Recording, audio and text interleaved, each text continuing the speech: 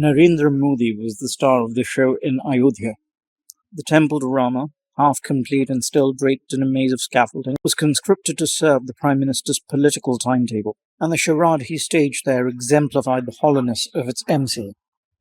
The inaugural act of a temple proclaimed as the inclusive emblem of a reincarnated India was to play host to a tightly policed spectacle open only to an ensemble of hand-picked politicians, plutocrats, and celebrities. Modi's new India did not extinguish old iniquities, it proudly paraded them. Rama was incidental to the ceremony supposed to herald his homecoming. The Prime Minister, as always, was so preoccupied with choreographing the event that its aftermath did not occur to him. As soon as he and his worshippers departed, chaos ensued at the temple. A short distance from it were the remains of the properties demolished to prettify the city. The people who lived and worked there complained that they were displaced without being recompensed. What happened in Ayodhya, spectacle cloaking misery, compressed India's experience of the past decade into a single afternoon. It was not a celebration of civilizational resurgence. It was an exhibition of civilizational decay. Hindu exceptionalism became extinct in Ayodhya. Adherents of Hinduism can no longer claim that their faith is inherently unsuited to theocratic machinations. Hinduism in the hands of Hindu nationalists is as much a political tool as Sikhism in the hands of the proponents of Khalistan and Buddhism in the hands of Sinhala supremacists. This is a testing time for all who live by Indian pluralism. To retreat into despair, however, is to abet the project to decimate the radical promise of old India. But to persist, we must first shed the comforting delusions about the nature of the ideology that is consolidating itself into the default creed of the Indian state.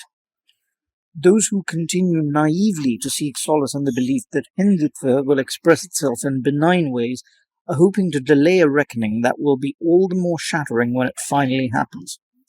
On the other hand, those who consider themselves secular in the Indian way and take pride in being implacably opposed to this government and its sectarian philosophy have work of their own to do.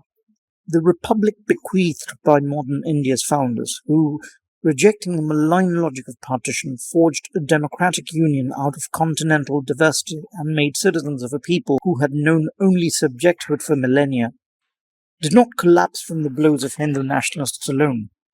It imploded from within. What passed for Indian secularism, an ideal panegized more than it was practiced, could not survive the awakening of a sectarian political consciousness in the Hindu community. At critical moments, its custodians and advocates, oscillating between paternalism and purity tests, failed its intended beneficiaries by forsaking them rather than fighting on their behalf. It catches the breath to think that until only 4 years ago, Muslim wives could be discarded like chattel by their husbands by the expedient trick of chanting the phrase talaq 3 times. It fell to a Hindu nationalist government, whatever its motive, to undo that farce and grant dignity in law to Muslim women. Secularism should be an instrument to achieve equal citizenship, not an amulet to absolve religious obscurantism. This is a moment when opportunists of every stripe will rear their snouts. Secular Indians have a special obligation to be particularly vigilant against the petty purveyors of ethno-religious nationalism, from the north to the south, who will attempt to use this crisis of identity to discredit Indian unity. To accede even theoretically to their demands to balkanize India is to capitulate to the divisive rationale of Hindu nationalism. Modi's new India has not wholly negated everything from the past. It has retained the worst habits of old India: cronyism, cults of personality, corruption, and added to them sinister self-pity, murderous vigilantism, mob justice, institutional subversion, and a near-total control of the press. The months and years ahead will be intensely difficult. But, traveling through this country, I'm not convinced that the Indian experiment is about to come to a crashing end. The most discernible political fact about India is the backlash brewing against this government. It is scattered and inchoate, and what it lacks is leadership capable of mobilizing it into a coherent political response. Our troubled republic's future will depend upon how long that leadership eludes us.